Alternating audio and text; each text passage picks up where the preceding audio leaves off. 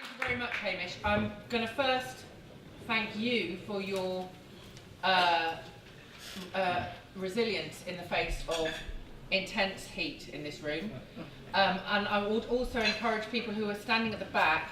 I know there is a camera here, but there is some space, and I would rather people I've stood in the door of far too many fringes this year and many years before to encourage people to stand there. I think you need to move in if you can.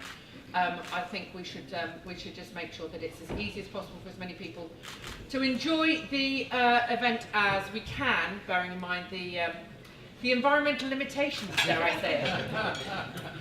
Hamish is right. I am now a councillor in Hackney, but one of the reasons Clive and I actually go way back. We've known each other for a very long time. One of the times when he was interning in Ed Miliband's office when I was working for him as Leader of the Opposition. And then we were both parliamentary candidates in 2015. Clive was more successful than me. And now increased his majority in Norwich South in 2017. And the important thing to know about Clive and I is we come from very similar parts of the party, and yet we experienced very different kinds of political battles in 2015. And those have informed the way we have tried to forge a kind of green and sustainable and pro-growth politics. And I think that's what we really need to investigate a little bit more today, because as Hamish was saying, there are some parts of the party where growth is the only thing that matters, and there are some parts of the party where growth shouldn't matter at all. In a way, if there is one thing that, bearing in mind all the kind of dynamics within the party at the moment, one thing we should be able to agree upon is a sustainable pro-growth economy, isn't it, Clive? How do we think we can get to something where you're no longer having to choose between the environment and jobs? So, on growth, I'm going to triangulate. Oh, you're so disappointing straight away. No, I'll tell you why. You're not being a Blairite sellout for us, are you? I didn't say that. It's not an insult term, though. More New Labour. So, no, look, the reason on growth, you touched on it, Hamish.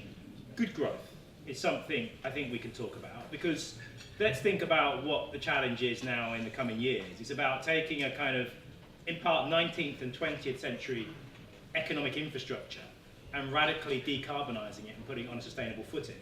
Now that's going to take a massive amount of growth, but good growth, because you're actually putting the economy on a sustainable footing. So you're creating the jobs of the future, sustainable jobs of the future, renewables, whether that be investing in electric vehicles and so on and so forth. So that massive infrastructure, taking homes and getting them fit for purpose to zero carbon emissions. This is going to take a massive amount of investment and resources. So in that sense, it is possible to have a growth agenda. However, I would say, look, even Keynes, 60 years ago, 70 years ago, was talking about the limits of growth and the necessity for growth. And I think we need, in that period, that breathing space, where we radically transform our economy, we need to start putting in place the infrastructure and the thinking and the cultural changes which begin to challenge the necessity for consumption's sake.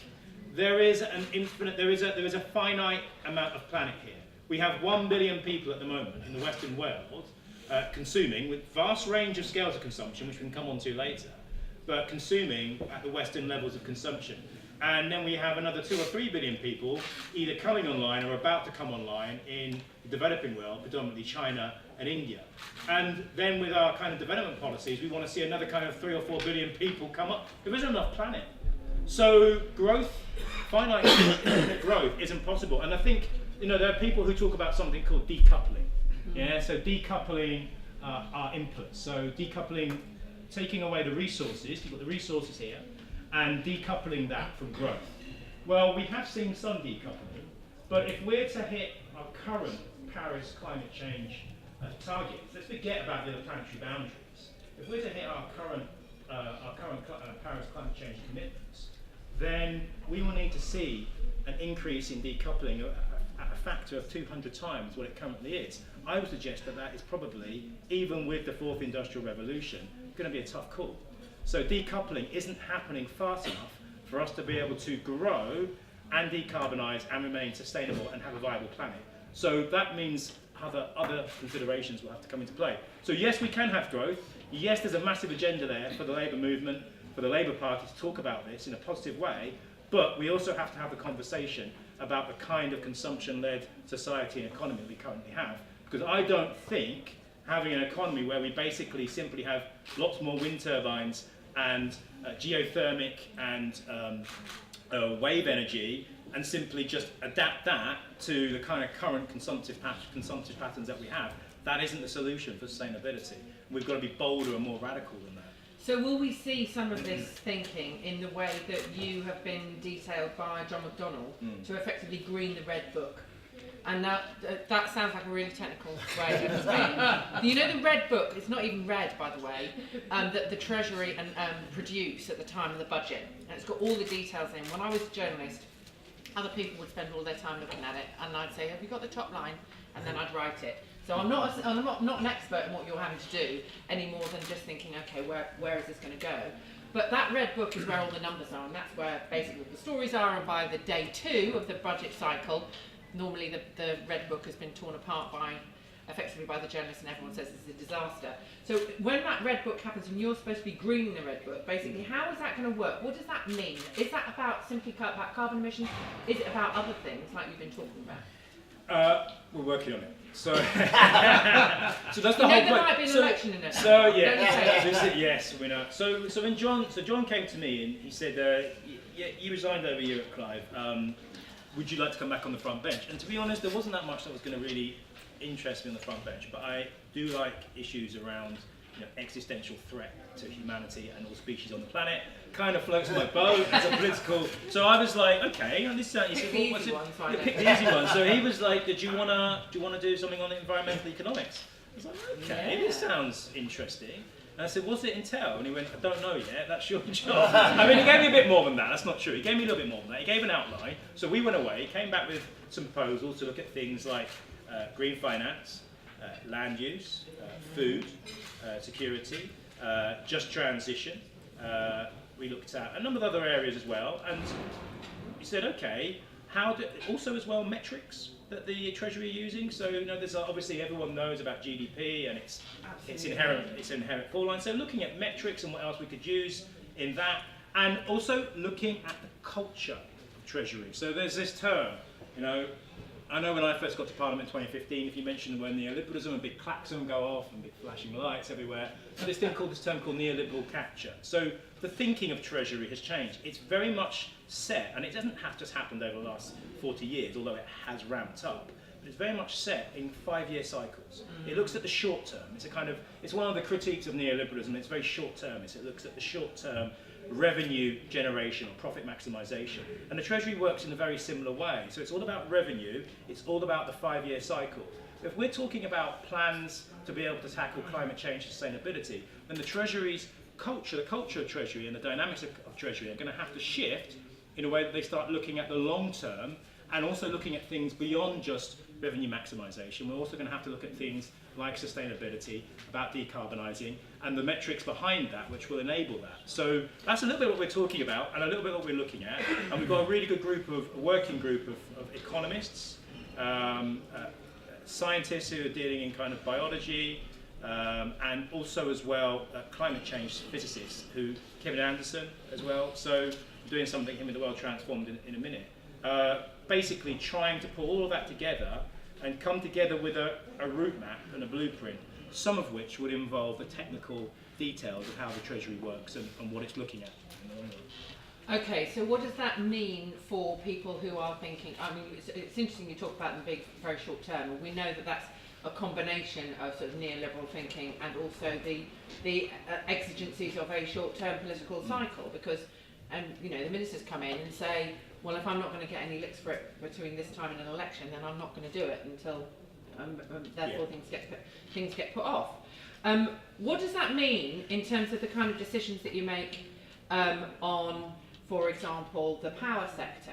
Where and how? I mean, a lot of people would say that power is probably the bit of the climate puzzle that is probably doing better than anything else, despite a lot of Yeah. uncertainty and so forth, because offshore wind has taken off, the costs of solar have gone down, all of those kind of things. Yeah. What does What does it mean for that? Yeah. So one of the things I've experienced since doing this job as a mere humble minister is that I'm treading on shadow minister? Shadow right? minister. Yeah, Sorry. sure. Yeah. Steady on, we're landing elections, yeah? One of the. I'll be the first to congratulate you when it happens. When it happens. One of the first things I've experienced is that I found that this is a brief that treads on lots of toes, and people are quite happy to kick. Yeah, when they've had their toes yeah, trodden. So we've had to be really careful in how we approach this. Clearly, the Treasury likes to look at a wide remit of things, and a lot of this falls under base, a lot of it under DEFRA in terms of, but on energy it falls under base. But ultimately, it's the Treasury that will fund those projects. So I mean, so if we're being strictly honest, what John wants is an environmental sustainability guide for the Treasury. So we've got a £500 billion transformation fund. One of the things I would like to make sure is that we don't spend a single penny of that money on things which are going to add carbon and are going to be unsustainable. What's the point of transforming your economy and bedding in infrastructure in your economy if what we're saying is in the next 7 to 9 years we're going to have to halve the amount of carbon that we put into the atmosphere. That's what the science is telling us, and that's what I'll be telling John. And what the science is saying is, in the next 7 to 9 years, you've got three qualification periods. You've got 7 to 9 years now, where we will have to halve the amount of carbon we put out. If you fail to meet that target, and it's as short as 7 years, and that's before the IPCC come back in October, you don't qualify for the two, because the amount of carbon you put into the atmosphere means that you are sailing on past 2 degrees centigrade, 1.5 definitely, 2 degrees probably. And that's before you even get back into positive feedback mechanisms, which we can talk about in a bit. So half in the next 7 to 9 years. Qualify for that, you've got to half it again in the next decade. Qualify for that, and it gets harder each time. Qualify for that, and you've got to half it again. And if you do that, you might, just might, keep the planet from going into a hothouse situation. So that 500 billion needs to be used in a very sensible, ecological, sustainable way. But the other thing as well is one of the recommendations. The shadow cabinet has set up a subcommittee on climate change, and one of the earliest recommendations that came out was that at present we have a chief financial secretary to the Treasury, Peter Dow, shadow. Chief financial to the Treasury, Peter Dow, and his job, he's a really important person. He sits on shadow cabinet, and his job is to say no to people when they come for money, basically, because obviously at the moment the way the Treasury works is it looks at a 5-year cycle of revenue generation, and they don't like spending. They like bringing money in. They don't like spending. That's what his job is.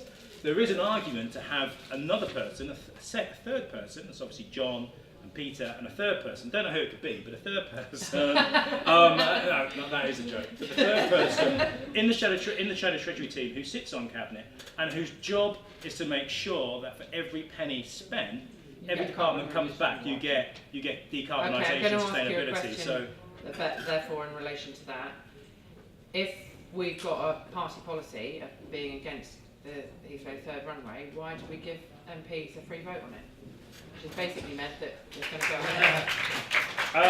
I'm obviously I wasn't sat in the whip's office when that was decided. But that's not the way we're going to be able to meet our carbon budget, is it? There's a massive great big hole in them. So one of the things that I'm looking at is this issue of one of the things I'm looking at is just transition. But as you'll know, there's been Rebecca Long-Bailey, the Shadow Base Secretary of State, has announced that her and Sue Hayman will be working with the 3 biggest energy unions, looking at just the issue of trust transition.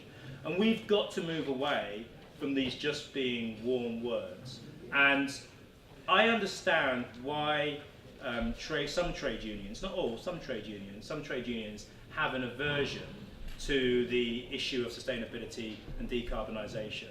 It's in part because they're membership-led organisations, and a large number of their members and their jobs are in the energy sector, and in the carbon-intensive energy sector, or the nuclear sector, for example. And that means that, consequently, they want to protect those jobs. They want to protect the combustion engine car industry. They want to protect the way things are at the moment, because they're thinking about their members' jobs. So what our job is to do as a radical Labour government is to be able to prove to them and show to them that we actually are putting meat on the bone of a just transition economic policy, that we will put those communities most affected by this transition, the North Sea oil communities, as the Scottish government are now doing, putting them in the driving seat to make sure that they actually have a real say, can actually see that we will not cast them adrift like we did the coal mining communities when we shifted from coal to gas. We will not do the same thing, and that a Labour government is the best bet that they have for actually making that jump. And the last thing to say is when you start talking about carbon bubbles, as Mark Carney has, and the fact that we have all these stranded assets in the high carbon intensive industry, it's actually in their interest to start looking out for basically lifeboats to get their members into sustainable jobs, the jobs of the 21st century, clean and sustainable, which will be better for the planet. And ultimately, it's that old expression, there are no jobs on a dead planet. And I think that's what we always have to remind ourselves. But the trade union movement is not an opposition. We have to work with them and to bring them with us. And I understand why they are sceptical, given how working people have been treated the past 40 years in this country. You can understand why they're sceptical, but we have to prove to them that actually the next Labour government will work with them to make those changes. And do you really think it was pressure from the trade unions that meant that so many Labour MPs voted for it? Or is So it I didn't just answer your question, did I? So, yeah. look, we... That's a free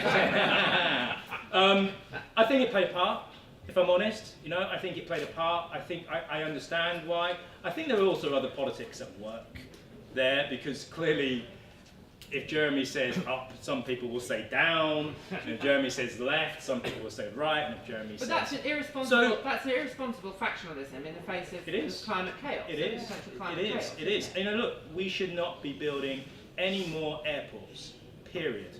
If you look at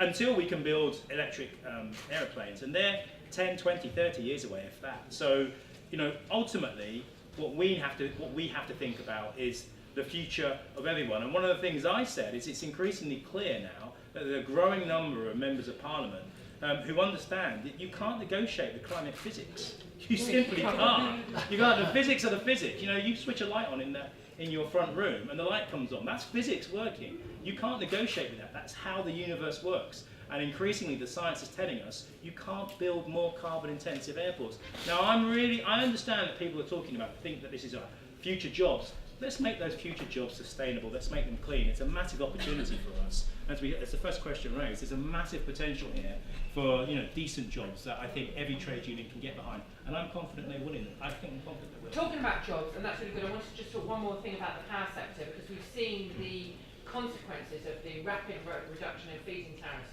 for the solar industry, and that has ended up with a significant number of job losses.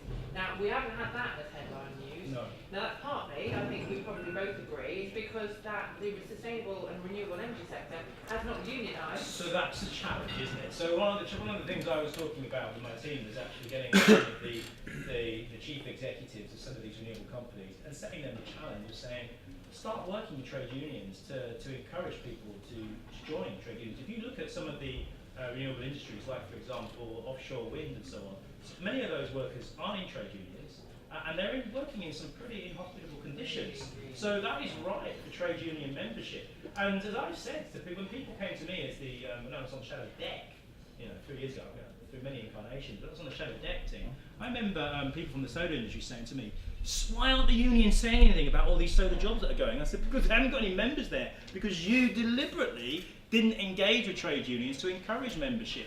And that's why they'll speak up for Hinckley City. That's why they'll speak up for other, because they've got members there. It's just an economic rationale. Now, I got in trouble for saying that last year, because I was putting down the unions, but it's just a fact of reality. Where their members are is where they'll speak up for. So if the renewable sector wants to widen its appeal and to have people in the trade union and labour movement speaking up for it, get members in. Would you restore feed-in tariffs? In any way? I think so. Look, so the cost of renewables has fallen dramatically, but that's only because of decisions. So the time lag. There's a time lag of about 10 years in investment decisions, and that's because of decisions made under the last Labour government. Okay, in terms of what they did in terms of investment and subsidies into those, what were then very new technologies. And we're now getting the rewards of that. But what the government have done, that kind of glide path of the subsidies, which was meant to come down, was completely just cut off. And now we're seeing, actually, investment, not just in the UK, but across the world, but in particular in the UK, investors have lost complete confidence in the investment program in this country of renewables. Basically, they don't think it's there, especially with the decision on onshore wind, which the government made. That's reduced now by 94% of applications have completely fallen away. So what you begin to understand is that from an investment point of view, external investors, outside overseas investors, are like, this isn't a good market anymore. Well, so we would need to... Not only international ones. And British pension funds, if they're divesting from fossil fuels, are being told to invest overseas because the certainty is there that there isn't here. And that, of course, brings us to Brexit. Is there such a thing as a green Brexit? There are greener Brexit than others.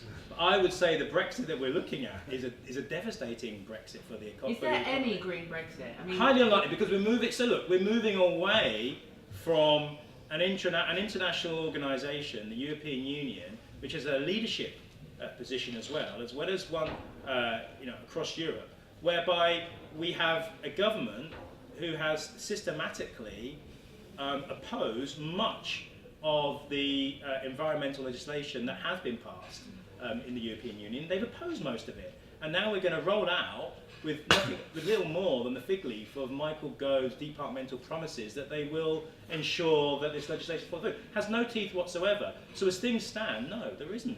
So what kind of fight are you going to make inside the Labour Party for what happens when there's a Labour government and we're having to negotiate our relationship with the European Union? So it's quite clear if Brexit does take place, and we obviously want to know we don't know what kind of Brexit that will be if indeed it happens, but if Brexit does take place, you don't want it to happen, do you? No, I don't. So what are we going to do to stop it? Well, obviously obviously this is outside my remit, and obviously I've resigned once already. Listen, if you're on the front bench, you can stick to your lines to take. Make sure we know what the lines are to take. Well, obviously I don't know. I was going to ask Keir, but he's got his own line the way he looks at things. But all I would say, and a very brave and bold man. Lucky, well, no, you were indeed. And lucky didn't have Seamus running Autocue for him because it.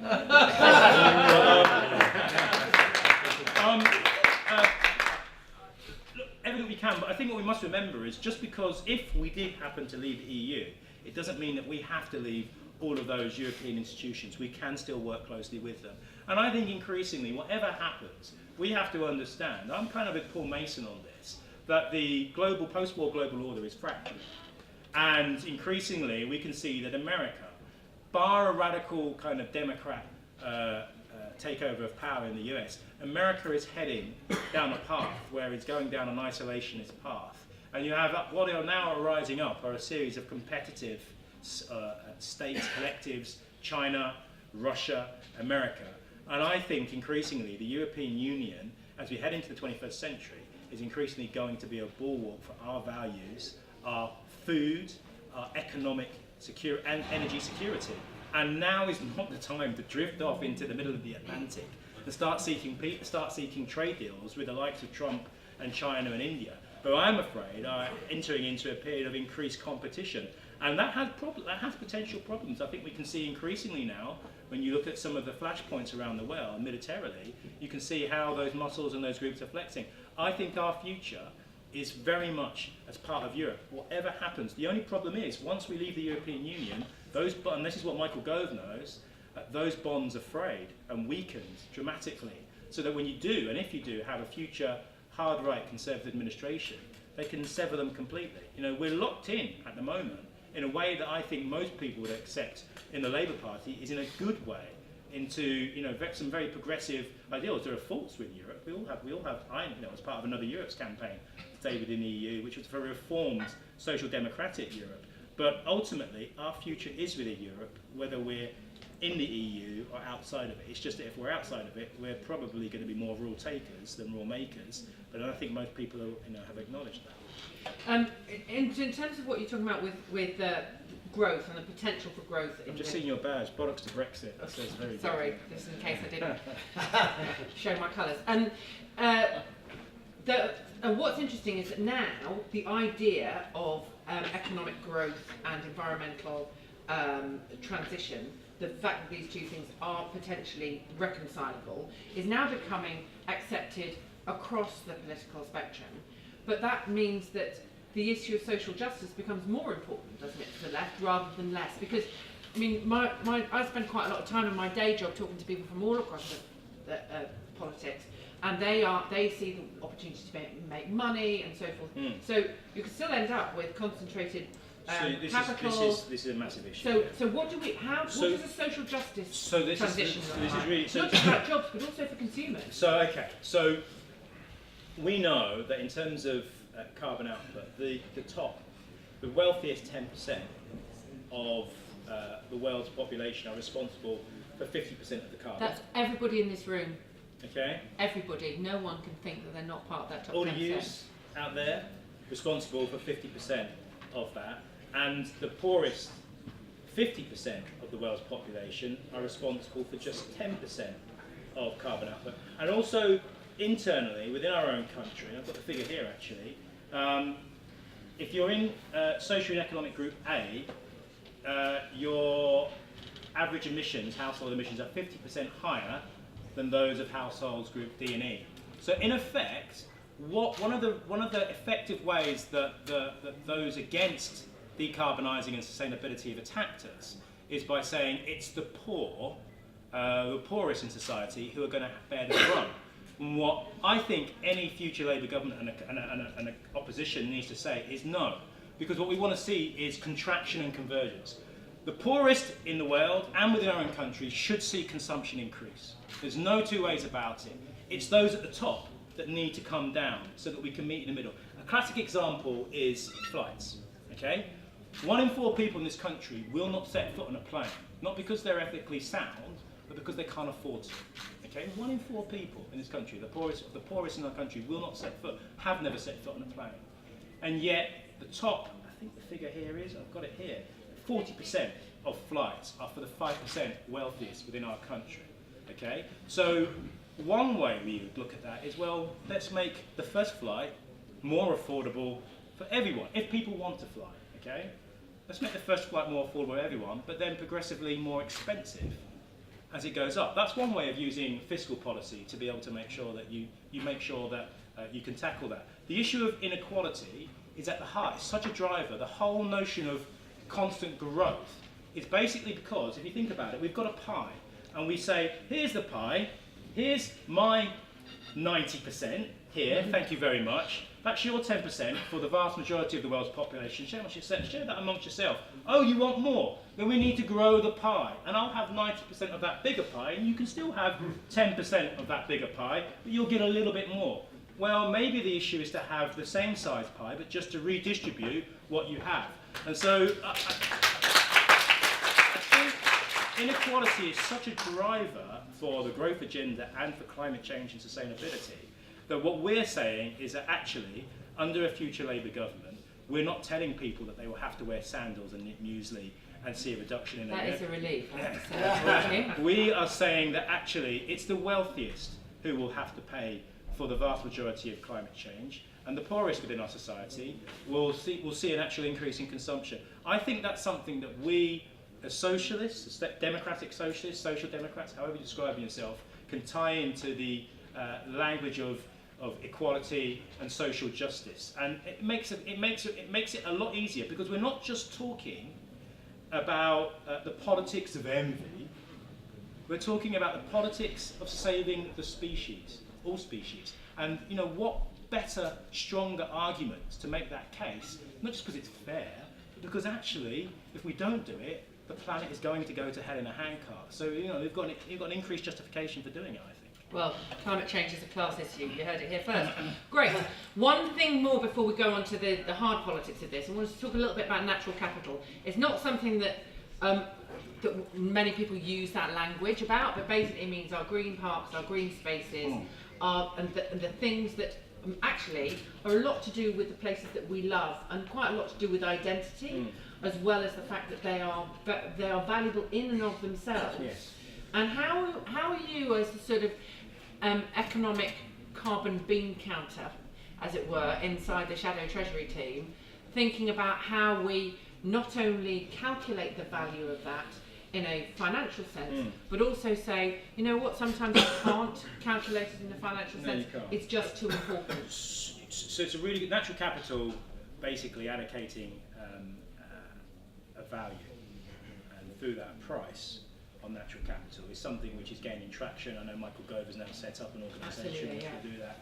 And I think anyone's kind of klaxon should be ringing. Look, at the moment, the value for natural capital is zero in most economic models, most cost-benefit analysis, neoclassical models.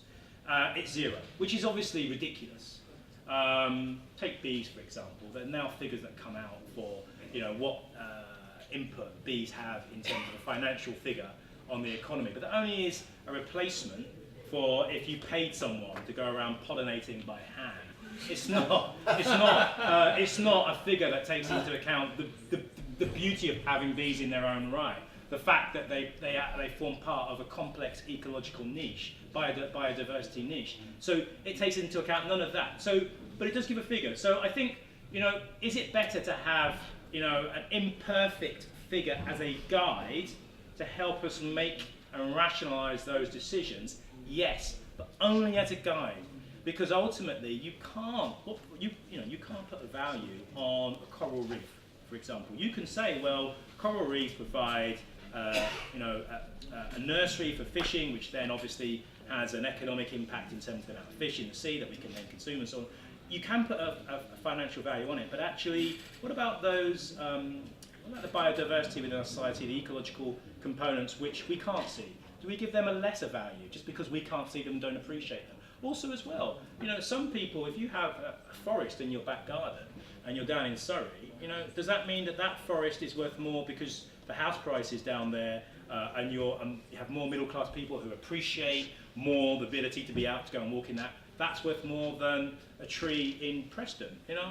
No, I wouldn't say that. So I think it can be used as something which can give us a guide to factor it in, because it's better than having zero, but we mustn't start from the premise that we can actually value nature.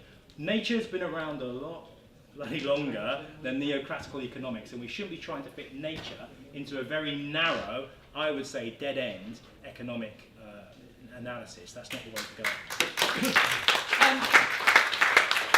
I'm now going to get to some hard politics, because this is all great, but we do need to win. And I think what's really interesting, and I'd like you to sort of explore this a bit before we open up to the audience, is how do we mainstream this so that it's not just us going on about it, and it's not just a sort of add-on, but it's actually a reason why people should support us?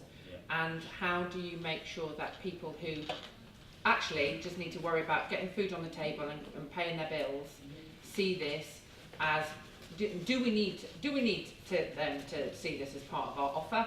What opportunities are there to make this an agenda on which we can win? Well, it's one that we all need to talk about, one we all need to think about. And the project finishes, the working group finishes in December. And phase 2 is about, if we have a phase 2, there was no money for the first phase, we had to find that externally. But phase 2 is arguably about how we communicate this story. But I can think of a couple of ways how you communicate. If you look at countries like Scandinavia and Germany, the reason people there are so behind renewable technologies and energy generation, for example, is because they own it.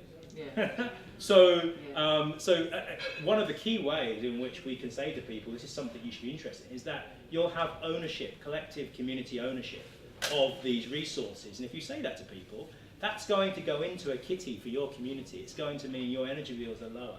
It's going to mean that your kids have healthier, cleaner air. It's all of those factors. Then I think you can begin to tie people into it. So, look, it's, one of the things that we've been talking about on the team is, we're going to build millions of new homes. Are we going to also build, think in a 20th century way of thinking and build millions of car parking spaces? Exactly. Or are we, and concrete over half of the green belt, or are we actually going to start thinking in a 21st century way and bring people in and say, okay, what we'll say to this community is, it's just an example, we'll say to this new housing estate here, you can see there are not many car parking spaces in your new housing estate. We're going to provide a scrappage scheme, give us your old bangers, and we're going to provide a carpooling service of electric vehicles that you and your community, let's put it in this community first. Let's pioneer it here, give them these fantastic new vehicles that they can use the carpool, and show that there is a different way to actually have clean, community-led activities and car usage, which doesn't necessarily mean that you each have to have your own car. And you're tackling a number of issues there. You're tackling consumption, you're tackling ownership, you're tackling transport poverty, and you're tackling a modern, efficient, sustainable public transit system. And you think about it, you go a step further. When we have the technology, which will come online very soon, in terms of driverless vehicles, electric vehicles, I'm a big fan of science fiction. I've seen Johnny Cabs and so on, and you get in and you tell it where you want to go. But we always assume it's going to be owned by Uber or by Google. Well, the hell with that. Why can't we have community-owned public transit networks where you simply get into a car and with someone else, you tell it where you want to go, it drives you there, you get out and the car drives off somewhere else. You don't need your own car. The technology is moving on beyond that. So, these are the things which I think, that might sound like pie in the sky, but if we actually say to people, we can make a dramatic difference to your life, make your life better, we just have to make the jump to it, then that's what Labour's £500 billion transformation fund in part should be thinking about, making those offers to people. And we should be doing it to the communities who need it most, first of all, and let's show them that actually this is good for you, it's good for your family. And I think that's a good way of making sure people understand that you don't have to knit muesli to be an environmentalist and to live within sustainable limits. Oh, that's fantastic. I would just like to make a plug particularly for you and the Treasury team to